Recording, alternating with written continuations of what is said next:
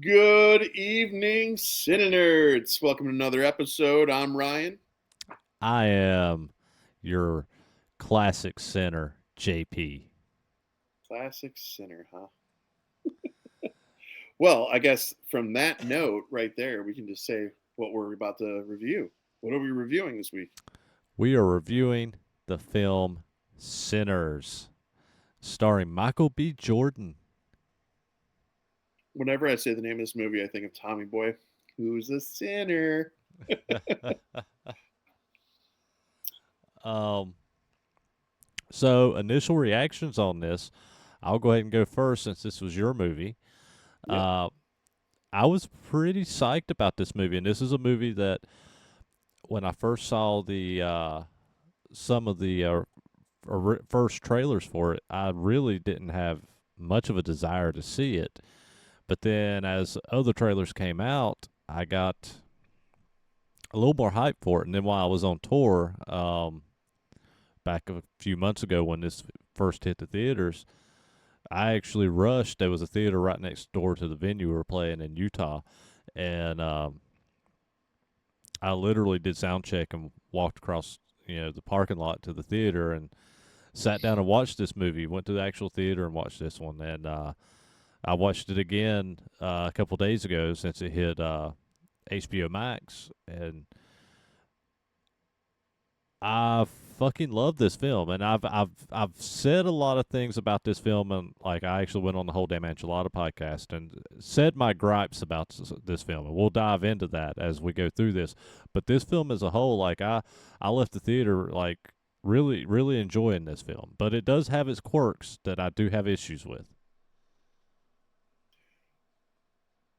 Oh, all right. Where do I say? So, my initial impression was from the first round of trailers that came out with this movie. In the first round of trailers, this movie could not have come across more wrong, in my opinion, than anything. This movie, excuse me, in the initial trailer, it just looked like it was another black versus white Southern issue, something to feed into the frenzy of media where we're divided further. And I had zero want to see something like that. I like movies about unity and things that are like horror, sci-fi. We know the genre. Yeah. Anyways, so I saw the second trailer and I was like, that's not what I thought it was because now I'm aware there's vampires and I was like that I was not expecting. So I did not see it in the theater. I wish I could have seen it in the theater. But so all my initial impressions though were not the greatest, but I was intrigued by the vampire element. So what I got was far better than what I was hoping for.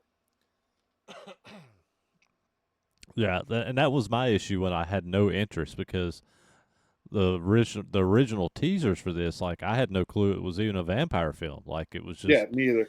it just looked like a period piece that starred Michael B. Jordan, and I was just like, I like Michael B. Jordan, and but I was like, man, this just looks like I'm something I'm not going to be interested in. And but then once I realized that it was a vampire film, I was like, okay, wait a minute, a period piece set back in, I believe it was, I can't remember what year this is supposed to be, but I believe it's in the 20s, maybe, Uh, or I no, think it's in the I 20s, 30s, or something like that. Maybe even the 40s. It's back then. Yeah, no, I think that it is the 20s indeed because uh, I'm gonna before we even get to it, I'm just gonna say it right off the rip. This movie has Buddy Guy in it, Hmm. and I was fucking stoked about that piece. And the reason I bring that up is because they basically played with the timepiece to incorporate his age, but in the 80s. To make him this different blues legend of who he was becoming in his youth, and I was here for it. So, and that comes in way later. We can talk about that later. But yeah, 20s, where we start the movie in a plantation setting, um, and it doesn't seem like it's so much slavery or anything like that. It's more just they're the ones who are working the plantation still, and they're the ones who have to go to work every day. They've got a black community. The main character who grows up, and Buddy Guy plays. that main character happens to have his father be the pastor or the priest in their congregation in their church in the South, and his father can't stand the idea of him playing the blues music and sinning playing it. Um, but I do like that. This is what kind of lured me in the beginning more so than the vampires. I can't express. I mean, JP, I don't think you and I would have met if it wasn't for music. Yeah. Uh, Music is what brought us together, and we've got a great friendship now because of it. Music heals. I did a post to this on my Facebook page recently. It heals. It warms the heart. It brings everyone together, and that's where this movie starts with that driving force. It talks about how music can channel and how it can bring good and bad spirits, and it can do many things. And that right off the rip, I was already locked because of the music aspect. So I loved it. Yeah, and the the creativity with the music on this film is insane. Like from the Irish, folk, I just said that to my wife. yeah, the Irish songs that they do, the blues, the whole Robert Johnson feel, kind of thing. And then there's one particular scene where they combined time period pieces of music I was all going to talk together, about this. Yep. and that is like one of the now it's weird because I've actually watched this. Actually, I've watched this movie 3 times now. I watched it theater, watched it on tour, and I watched it after I got home.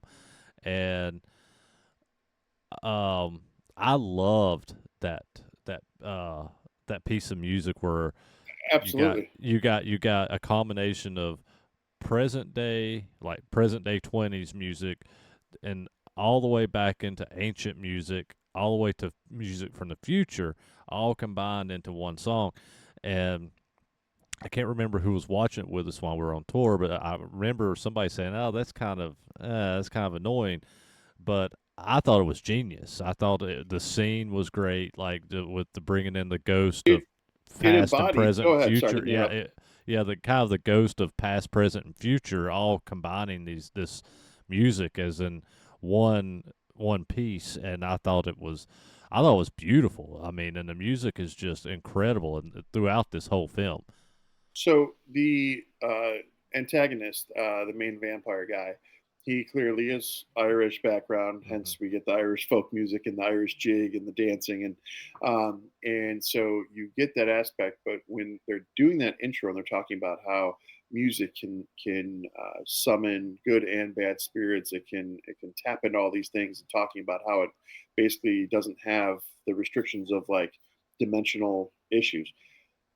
Reason I bring that up is because the whole purpose of like when they start doing this juke, this place where the brothers, Michael B. Jordan, by the way, plays two characters in this. He plays Hmm. twin brothers, and they buy a juke, old Southern dance party hall essentially, and they want music, they want celebration, and when they're having the young man, God, I can't remember his name for the life of me, but the young man who's the main character, he starts playing his music, and that draws this antagonist to him because the music is like calling to this vampire, and the vampire wants him because he feels that he plays such beautiful emotional music that he can open up the doorway that he needs to do what he needs to do. And so I thought between that and the period piece of showing those generations like coming together and converging, it kind of like added to that story, that backbone, and gave it more depth. And I loved it. I was here for it. Yeah, yeah, it's yeah, that's the one thing you can say.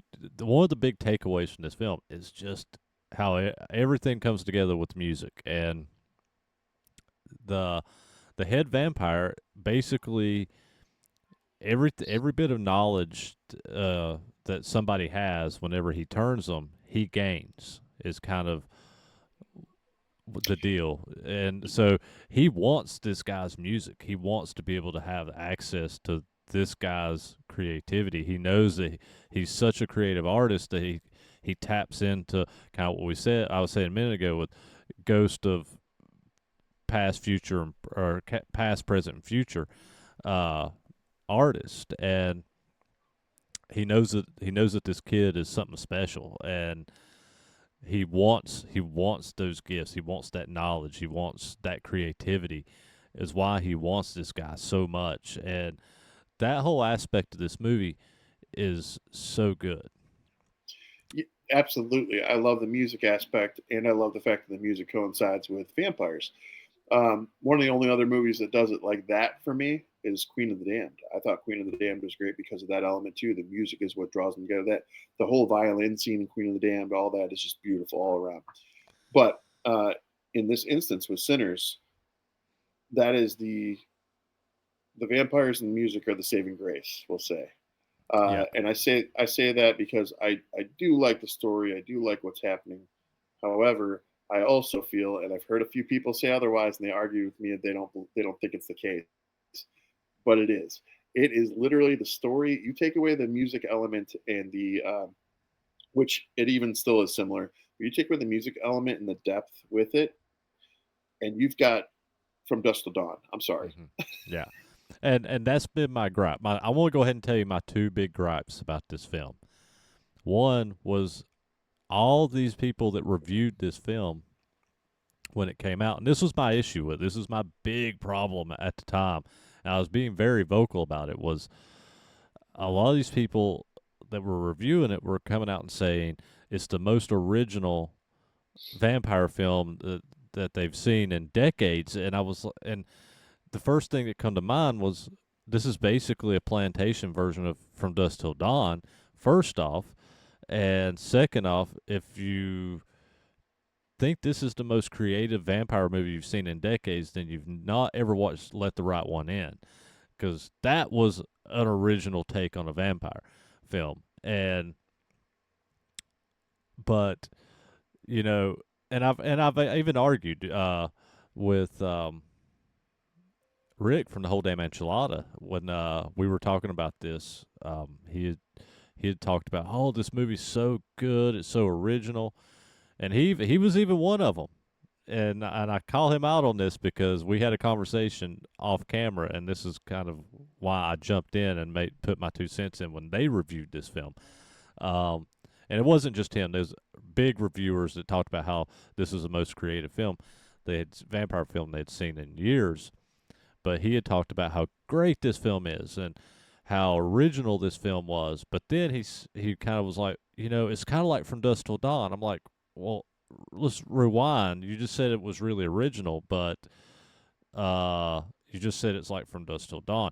Now there is original things in this film, hence the music and how things are tied in. It is original. It is great. But the From Dusk Till Dawn thing is what makes it feel unoriginal. Does it make me dislike the film?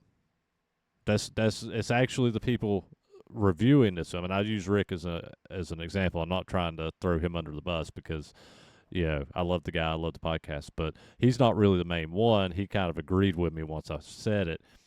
It's a lot of these other big reviewers, on Rotten Tomatoes, the critics, the actual critics that were saying this that I had the issue with.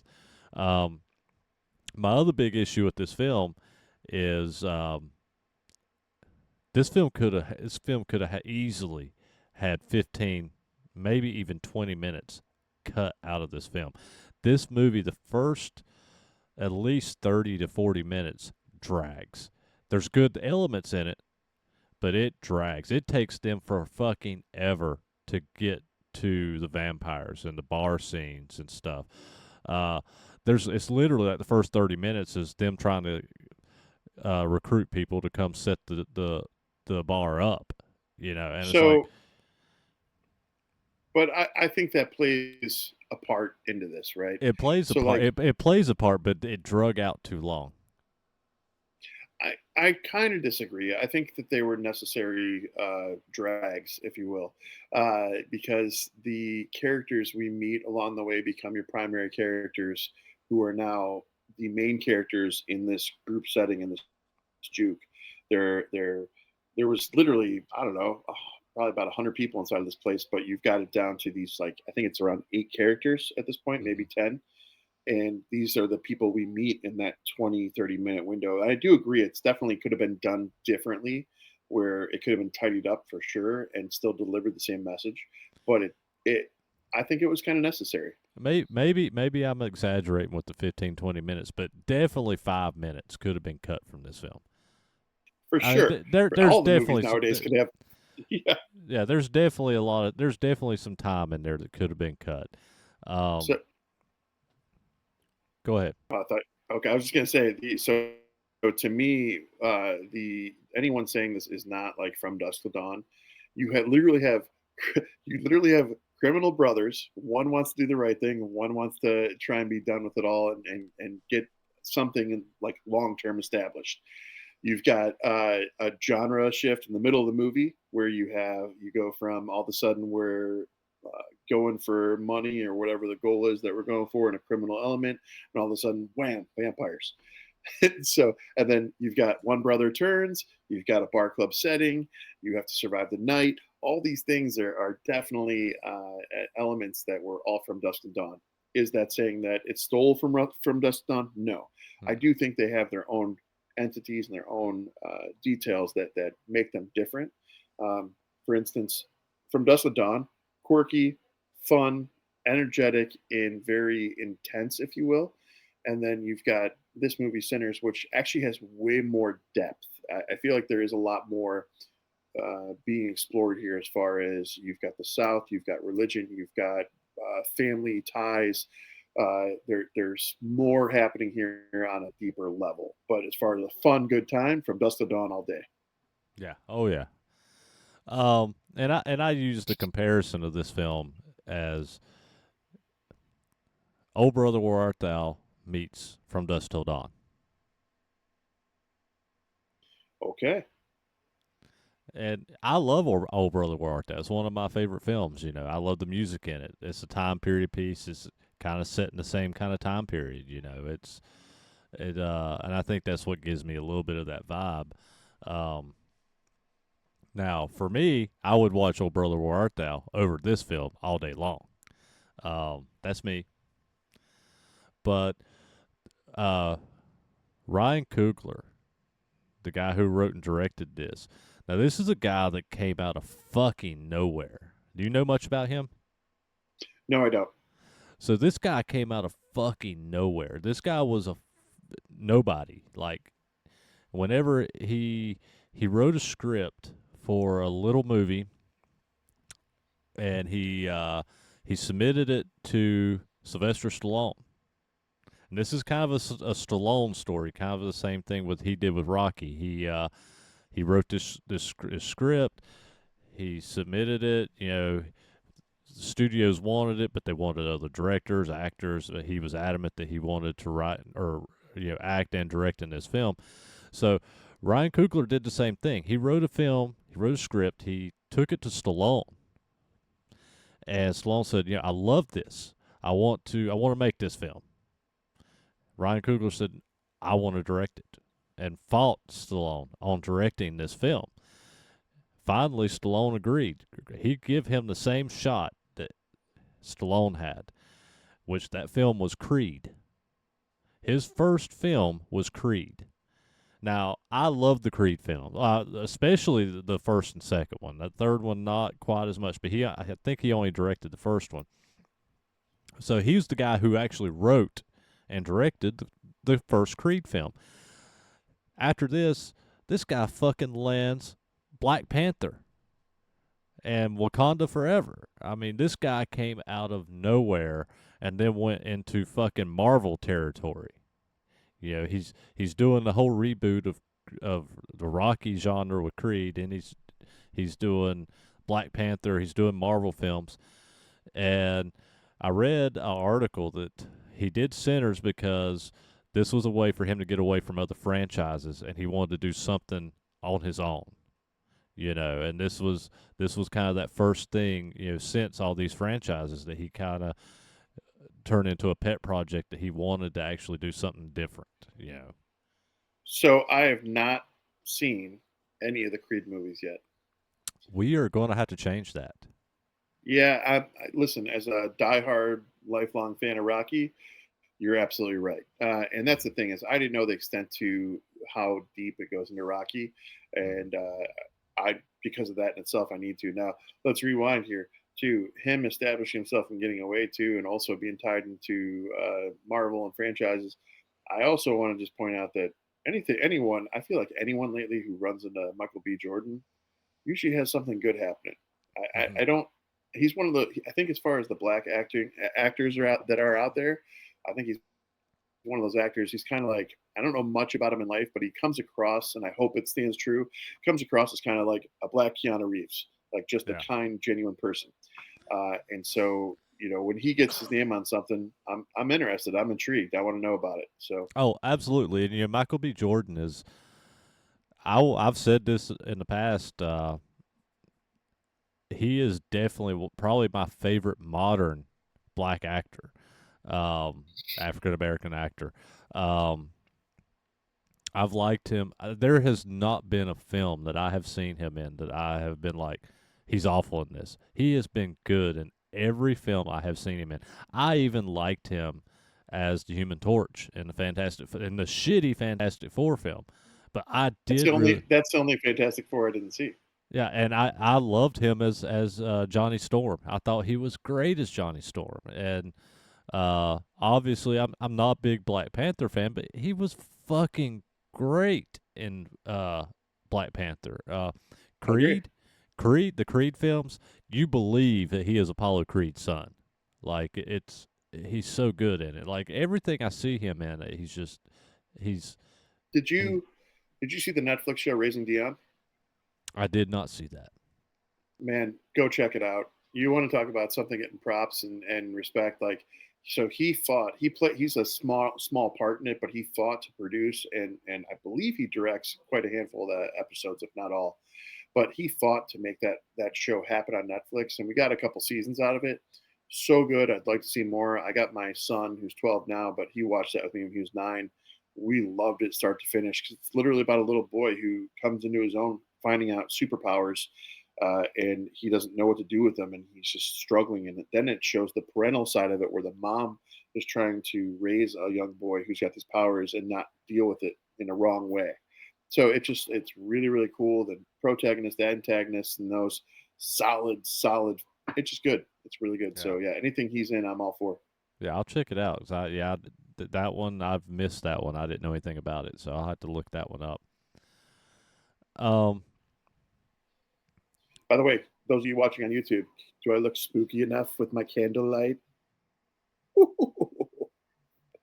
I didn't have my ring light out, so I'm sorry if I'm a little darker than normal. For those of you who can see, it's the tan. You laid out in the sun, didn't you? You're darker. it's the fat man blush. It's those rosy cheeks for Santa, right? I'm getting ready for the holiday. So, diving back into this film, what'd you think about some of the gore and some of the kills and transformations? Outstanding. Literally outstanding. The throat tears specifically seemed to be a focus, and I was here for that. And they were, every time somebody came up, there's blood spraying. Every time somebody came up, there's blood dripping on them. They soaked all the clothes in blood. Um, I really like I do like the way they approach the racial aspects in this, and on all fronts too. Those kind of tied into some of those moments of gore because of, I forget the one white girl's name who's in the juke, Mm-hmm. who is, she's basically in love with one of the brothers, and she becomes a vampire, and it goes from there. But when that brother gets, when he gets his neck bit, that was brutal. That was an excellent Yeah, scene. yeah. Oh, and A when lot of it was. she pops up with the blood all over her face, going, you're all going to die tonight. Yeah, that's it's such a cool scene. Be honest. When that scene happened, what did you think of? I don't know. You're all going to die down here. Oh, yeah, that makes sense. My wife and I looked at each other and almost verbatim said that to each other. So it was funny. Um, I'll tell you, one of my favorite shots and scenes of this whole film was when the door guy, comes back and Smoke is going to pay him. He goes to give him his money, and he grabs him and tries to bite Smoke, and in that motion, he gets pulled outside, and Smoke draws his gun as he's being pulled outside and shoots him in the face. That whole shot was just, that was probably my favorite shot of the whole film. So I know why you like that because we're dudes, and that's aesthetically pleasing because it's literally a singular motion. There's not Yeah, like they didn't cut. It isn't that is filmed that way, so that as he's being pulled, the momentum is going with him, and he pulls his gun and shoots simultaneously to stop the bite. And I definitely love that. That was a yeah, great moment. yeah. It was No, totally agree. it was just a perfect of like shooting off the hip type shot, and it was so good. And um the when the head vampire first shows up in the film, he shows up at this house of these KKK members, and he's begging for help, saying these Indians are chasing him. It's the Chickasaw um, tribe that is chasing him, and then they're warning him to saying, "Hey, this guy's not what he appears." And I wanted to throw that out there because they did include the Chickasaw tribe in this film, which time period wise, it kind of made sense, because of the Irish and them were fairly friendly during that time period. Um, the amount of cultural respects paid in this film was definitely bravo because I don't think there was a single like I mean you covered white Irish, you covered black Southern, you covered Africa, you covered modern day, you got the Native Americans being represented. It was just so that all was awesome too. In addition to the music, Yeah, yeah. Um, the nobody gives a fuck about those KKK guys. Fuck them. yeah, no, and there's such a good scene at the end of this film with them as well. Um, but before we get into that, the whole from dusk till dawn ending, you know, let's just the swarms of vampires come in, and it's just a kill fest with all of them. His brother Stack is turned into a vampire, so is his girlfriend, and there's a scene where they Stack actually attacks Smoke's girlfriend, wife, or whatever she is, and bites her. And she had told Smoke earlier in the film that if she gets bit to kill her, she don't want to live like that. And so they watch Stack and the white girl watch Smoke kill his wife because that's what she asked for. And they were all yelling in disbelief. It was a really powerful scene. It doesn't sound so powerful. I'm sitting here talking about it. I don't feel like, but watching this unfold it's a fucking impactful scene, and it's one of the cooler scenes in this film as well.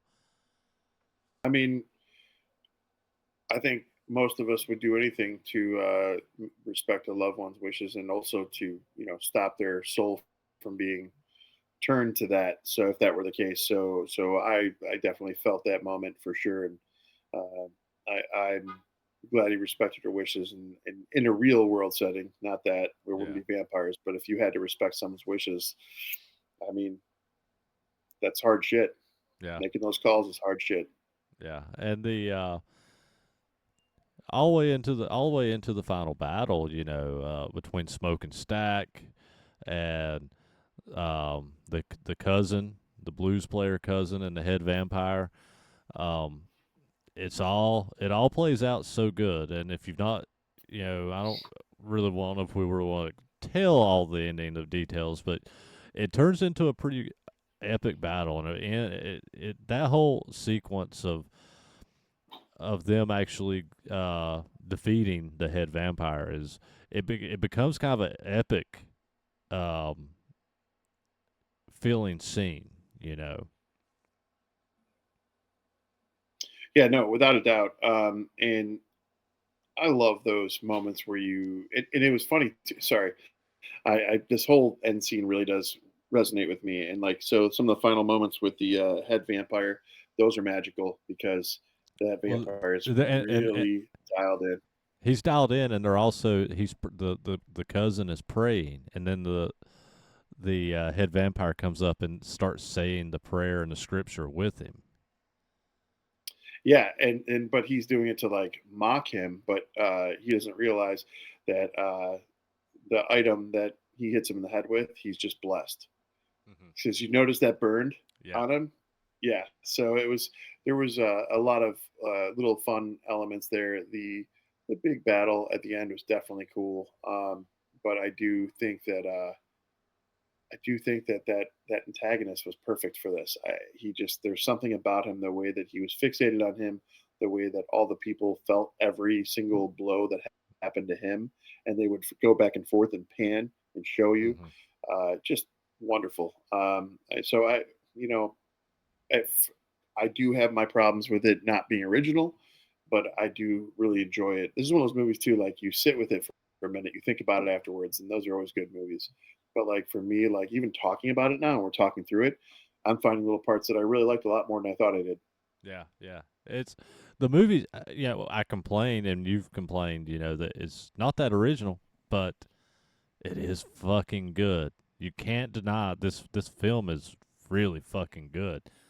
And And let's not lie either. Let's say Hollywood is what it is, and how many stories have we seen at this point that are the same fucking story just with a different twist?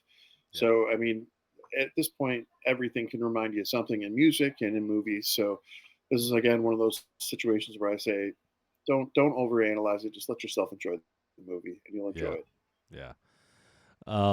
By the end of the film, you've just got Smoke and the cousin left, and So just to give context to that, sorry, I don't mean to interrupt, but so we've talked about Smoke and Stack a lot. Smoke and Stack is both played by Michael B. Jordan. They're the brothers, obviously. The cousin, who we aren't remembering the name, the cousin really is the protagonist. He is the main character who it all revolves around. He's the blues musician. He is everything. He's the one whose dad is the pastor. He everything is kind of revolving around him and what's brought him to this moment. It seems like he works so hard on the field every day doing the cotton, and then when he's done, he wants this time because his dad even tried to take his guitar away from him. He just wants mhm, his time to be free, is the way he puts it. He's like, this time, it's my time. And so when he goes and does this, and it turns into this whole night, you're really kind of vested in him. And I won't even talk about. I forgot to talk about the he has a love interest throughout the film that's happening, and I believe it's Smoke gives him directions on how to yeah, approach a certain moment with a lady, and when he gives these instructions, the cousin follows through with them, and as Stack's walking away from the room, he hears them, and he's like, "That's my cousin. That's my cousin." yeah, But no, I don't know. I could ramble on and on about this movie, but at the end of the day, it resonated well with me. The cousin being the main character, how he is one. He's the survivor, as you said, JP, with what's his face, Smoke, Smoke. right? Hmm. Yeah, and now we have a different kind of a battle. Now we've got the battle with real evil, in my opinion, not the Yeah, vampires. they bought this barn is basically where they set this juke place up, and they bought it off of these white people who just happened to be KKK members, and they had already the white guys, the KKK members, had already decided that they were going to come back to that place that next morning and um, basically kill everybody. Because they And just want to take the money and swindle them. yeah, and so they show up, and Smoke is still there, and Smoke is ex-military at this point, and he's got a whole arsenal of guns and weapons, and he mows down every one of these guys. You know, he's throwing grenades. He's got multiple different machine guns and rifles, and just it's a badass action sequence is what it is. I mean, it's very reminiscent of old Rambo films and whatnot. Yep. And he ends up killing this head KKK member. He's got him there. He's shot him. He goes up to him and goes, "You got to smoke?" And takes a cigarette off of him, sits down. He sees his dead wife and his dead child, who the child had actually passed way before the film started. And he's seeing them like a ghost, and that guy starts mouthing off to him, and he just shoots him dead, holds like his ghost baby, and lays down and dies. Smoke. So it, I'm gonna get deeper on that one. So previously, when she said, "Hey, if I get bit, make sure you kill me," Hmm. she alluded to, and you don't know because you don't have a visual at that time, but she goes, "I got somebody waiting for me. Like it's okay." Hmm. And so when Smoke has been at this point, Smoke's been shot. Somebody got off one round through, and it was a fatal wound. And while the last KKK guy is sitting there, he sits down and he starts smoking that cigarette. And like you said, he sees her with the baby, Hmm. and that's when it gets a little bit deeper. And she goes, "If you put that cigarette out, you can hold her." Yeah. And he's like, she's trying to like say, "Hey, it's okay. It's time to come." And so yeah, that was a pretty meaningful moment. Yeah. Yeah. It's a great scene, and this whole ending is actually really solid because even after Yeah, that, you've got the cousin that shows back up to his dad's church, and he's walking in. He's which got the guitar neck in his hand, and his which dad's is how yelling, we start the movie. "Yeah!" And his dad's telling him, drop the guitar." And next thing you see is him driving down the road, putting the guitar neck holding it to his chest, like he's not going to let the guitar go. His dad was so gung ho about thinking that music was a sin and that it let the demons in, and it caused him to be a sinner. And so when he's saying "let that go," and by the way, this guitar is no more; it's just a neck and Hmm. the head, Yeah. and that's he's holding on to this because he found out throughout the movie that he was lied to. It wasn't who he thought his guitar it was. It was actually Smoke and Stack's daddy's Yeah. guitar. And so he's holding on to this thing, and when his dad tells him let it go, I'll take you back, I'll take you back, let it go. And then we see him driving down the road, and then it gets even fucking better. We fast forward 60 years. Yeah. It has a post credit scene. Yeah, it gets even better. So that is a post credit? I thought that was that's right. I thought it rolled right into that. It is a post credit. But yeah, we fast forward 60 years, and just like they just came full circle with how they started the movie, I'm going to come full circle how I started the podcast talking about Buddy Guy. Hmm. We got 80-year-old Buddy Guy who's jamming out a fucking set in his bar. He sits at the bar. It's end of night. It's closing time, and the security guy comes in and he goes, "Hey, there's a couple out here says they know you, and then we're coming for a drink." And he's like, "Let him on in." And it's Smoke and his girlfriend, the white It's Stack. Stack. Yeah. Sorry. Um, and at that time, the cousin didn't know that Smoke didn't kill Stack. He thought Smoke actually killed Stack, but he let him go because he loved his brother and he wasn't going to kill him. Yeah. And they don't they the promise made to kill him, to not kill him, was that he Smokes asked him. He goes, just let him live his life and let him Hmm. be. And he even offers the cousin right there, Buddy Guy. He goes, we can let you live a little longer right now. And Buddy Guy wants no part of it. He's like, I've lived enough life. He goes, I'm ready. Yeah. Then he plays him a song, and they leave. They say goodbye, and basically tell him they love him and Yeah, leave. which is crazy because that part that part bothered me a little bit. Not gonna lie, because they have no moral obligation or no moral aspects when they're being turned, and maybe it's just through time they can develop whatever. But Well, I think it didn't bother me because I think once they killed the head vampire, they lost that connection, so they became their own selves as vampires at that point. okay, yeah, I guess that's cool. I That's guess how that I works. that's how I interpret it because the head vampire was killed. It didn't cure them like it did Lost Boys, but it disconnected them to where they wasn't linked to him anymore. If that's the case, I need to find a vampire, got to turn, and then kill him, so I'm good. Because I wouldn't mind if I had my own moral standing and who I am, and still a vampire. I'm in. Let's go. Yeah. That was my takeaway on that. So Okay, that's fair. Do you know anything about budget? I Do you do know? have it up. Did you look at it? I didn't. I did not look at any of this. So we'll go with budget first, like usual. Yeah, let me This get to one, it. Okay, what's that? I'm ready. I'm ready. You ready? All right. So this one, I'm gonna say this one's a little bit higher than I would think because this one has a lot of amazing scenery and settings. You have Buddy Guy, Michael B. Jordan. Let's go 150 mil. You're high. It's 90 million, which is still a lot for Okay. this kind of movie. Yeah, because I mean, at the end of the day, like the scenery is great and the imagery is great and everything, but the majority of the movie is shot with this one area, one stage, Mhm. one scene. So all right, and then What do you think uh, the box office was? so I know that I don't know the number, but I know this absolutely crushed and broke records. So Mhm. I'm just gonna say north of 300 mil. You're correct. This film this film made total worldwide $365 million. Damn, This I should have movie said south of 400.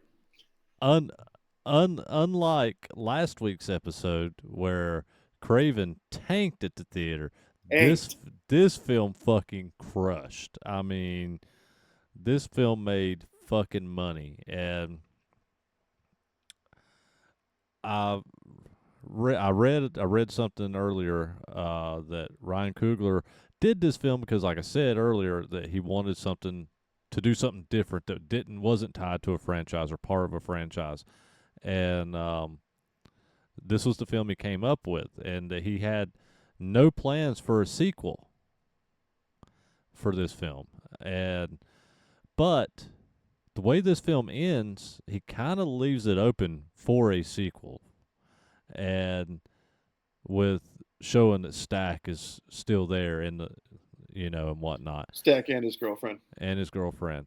And with the amount of money that this film made, I would not be surprised if the studio forces or pushes him to do a sequel and have another franchise here. You know what would be rad? Absolutely fucking rad is if he went back to Chicago and fucked with Capone and the Italian mafia. That'd be Yeah, great if you had vampires versus that in a shootout style and like yeah, Tommy guns everywhere. And either because there's that whole gap of the 60 years we don't know what they were doing, yeah, so that yeah, anything could happen. You could do any period piece technically, or you could go to present day. Or as far as the movie is concerned, 80s was present day. yeah. Man, Well, I think it was 90s, but yeah. oh no, that was 80s. Was it 80s? I thought it was 90s. It was 80s. Okay. Because yeah, do you see that sweater? That was 80s. I mean, That was that was early Martin, like that was a 90s. Cos that was a Cosby sweater if I ever I saw got one. I got I got Martin vibes from that, man, not Cosby. All right, hold on. Now I'm looking this up. We're gonna find this out. So, all right, we're doing this live, right? So, hey Siri, You gonna be so mad. what era was the end of Sinners filmed in?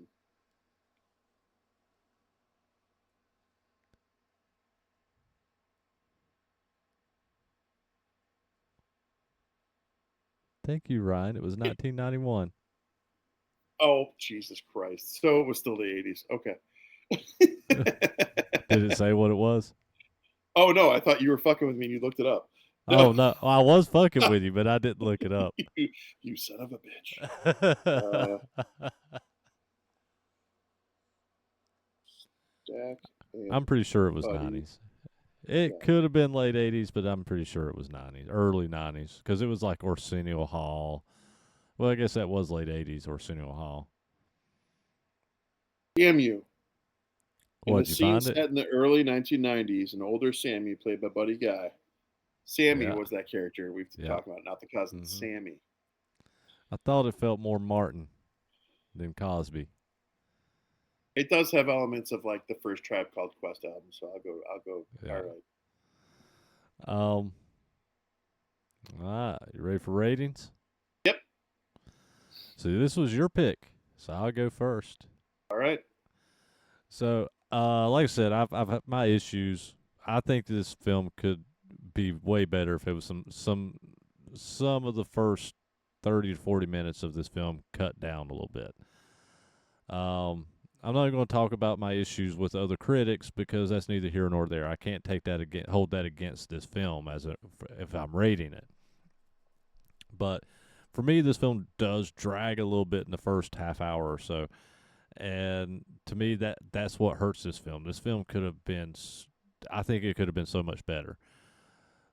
But that being said, this movie is fucking good. This movie is really fucking good, and the music is good. The actors are great. Some of the kills are really good. Some of the shots, just some of the sequence, kind of what we was talking about with the him shooting the one off the hip as he was being drug outside. Like some of the shots and are so creative with how this was filmed. I generally really, I think I more really hold this film really high as a vampire film. Uh, as the years come, where I would rank it, I don't know, but it would probably rank pretty high. We're definitely within a top 10 list, easily within a top 10 list. Um, it might even crack a top 5 all time vampire list. I mean, it's that good. Um, Wow. I'm going to sit at a 3.9. We're not far off here. So I have the same vibe. I am going to round up actually. I'll just say my rating right off the rip, and then I'll talk about why. It's 3.8 nerds for me. And I had 3.75, but 3.8 is better in this instance. My only issues with it was the lack of originality, but like I said, that's everywhere in Hollywood. That aside, though, the depth, the meaningful interactions of the characters, the story. I do feel that, and when I say story with this, I'm not talking about the main plot with the pulled and borrowed items from other vampire films. I'm talking about the story and depth of each character and the timeline and the era, the period piece aspect with the music and the way the music all came together to build the unity and the backbone of this movie. It was so good. And to further it with this character, Sammy, growing up to be a fictionalized version of Buddy Guy and Buddy Guy playing that person, Yeah. I don't think that you can go wrong with this. If I were to put it in a list, it wouldn't be crack the top 5. It would maybe get 10 because there's just so many amazing vampire films out there. But it could possibly. I don't know where it would rank, but I will say it is a pretty damn good movie, and I can't wait to add it to the collection. Yeah, it's definitely if you're a fan of vampire films, it's definitely one that you gotta watch. Um, so yeah, if don't skip it if you're a film fan. So No, and don't be put off. Don't be put off by any if you hear anything negative about it or you think one way about it. If you're a true horror fan and you're a true vampire fan, get to it ASAP. It's amazing. or if you're a Michael B. Jordan fan, I mean, not everyone's a vampire horror film person, so I wouldn't push that aspect. But Michael B. Jordan's awesome. So yeah. You got any recommendations? yeah, so I'm gonna tell everyone they should check out the John Wick spinoff, Ballerina. I get to check out Ballerina recently, and I was definitely impressed with it. I was impressed with the Keanu Reeves uh, moments too, because he's in it. But it had its moments where I was a little like a couple cringe moments. Hmm. But that aside, though, I overall enjoyed it. It fits into the John Wick franchise wonderfully, and you should check it out, especially if you like a badass woman in charge. I watched Ballerina as well on tour. I actually went to the theater twice, and one of the times was Ballerina, and for whatever reason, I can't remember what the other movie I went and watched was, and that's actually really bothering me now that I'm trying to think about what the movies I went and watched at the theater. It was something we reviewed because I remember you texted me and said you ran out to go see it because you only had a small window. I think I know what you're talking about, and I can't remember We didn't review it, whatever it was, because I did it while I was on tour. when you got back though. Or were you talking about recently? Yes, yeah, like this past tour. Yeah, No, yeah. I wasn't it watched. Sinners? I watched. No, No, that was 5 the weeks last. ago. That was the last tour. This tour, I watched two movies. And me and Rick went and watched two movies. We watched Ballerina, And then we watched something else, and for the life of me, I cannot think of what fucking Well, movie it was. it wasn't that great, clearly. No, it was actually something pretty good, but for the life of me, I can't think of what the fuck we went and watched now. But that being said, did watch Ballerina, and damn, I enjoyed Ballerina. I mean, if you're a John Wick fan, go watch that film, or I don't know if it's still in theaters now, but when it comes out on digital, check that It's out out. It's because out. it's a fucking fun film. Yeah, for sure. And And she's easy on the eyes. When let's yeah, not lie. yeah, and I guess I'm gonna recommend. I'm gonna go back to an older film, and the only reason I'm gonna do this, another older film, is because this one just hit digital to where you could buy it or rent it on digital, and that's one that I've been waiting for a while, and I periodically check. And actually, it was Megan that told me that it was on digital last week, and so I picked it up. Christian Slater's Pump Up the Volume.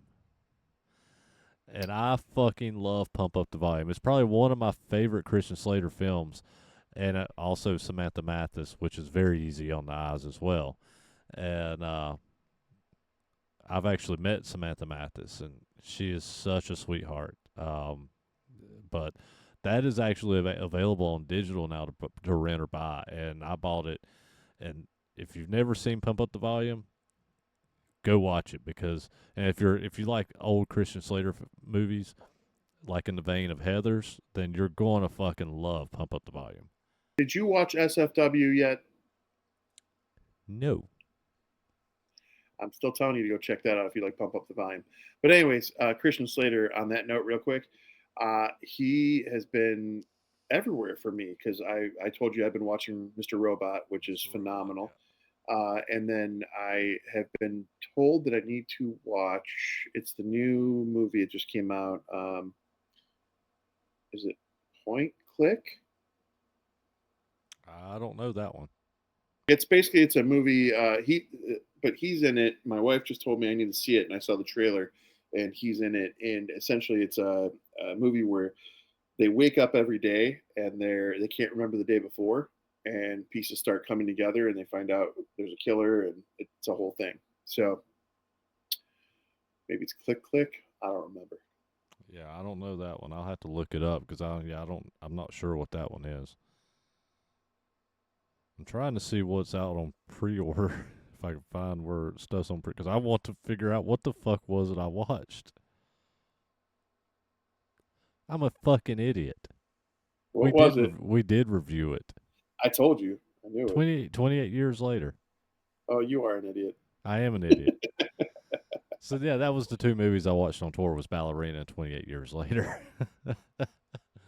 Oh, it's called Blink Twice. That's what it is. Yeah, What I was just talking about. Yeah, I've not seen that, so I'll have to look it up. Because I do generally Oh, and like. he also plays Harry Morgan in the new Dexter. Like it's so Yeah, he's kind of everywhere. which I've yet to watch that. I don't know if I will. Maybe I will at some point when I'm Shame, bored. shame, shame. I'm telling you, it just burned me on the endings of two of the first two series. So I'm just like, I don't know, man. Well, the first ending left it wide open, so we got another ending, and that left it equally open because of where it goes. And guess who one of the antagonists is in the new season? Peter fucking Dinklage.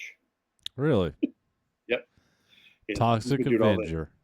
Yeah, which I'm excited to see I'm too. stoked for Toxie, man. I'm so excited for Toxic Avenger. Well, we'll get into it. Guys, do us a favor. We are going to try, we're looking at the next year and we're going to try and fucking blow this shit up. We want to get this shit out there. So do us a favor, like it, share it, go to our website, review it, do all the magic that you can do and help us get this out there. Spread the word because it's free and sharing is caring, and we appreciate you all for it. Be sure to click like on the video if you're watching live. Even if you're commenting in the live chat, please go back into the regular comment section and leave a comment. Uh, any little extra traction helps on top of the sharing and everything else. Invite your friends. Talk about us in person to your friends. You know. And you know what else? We haven't done this in a long time, JP. We gotta fucking start encouraging people to leave the reviews, and we'll read the reviews on the Hmm. podcast because that's fun, positive or negative. We have no shame. We'll put it out there. I'll read the positive ones. Ryan will read the negative I'll ones. have fun with the negative one. Send it all our way, guys. We appreciate you. All righty, guys. Until next week, I don't know what we're doing yet because we haven't discussed it. Talk to you But later. we'll figure it out. Cheers.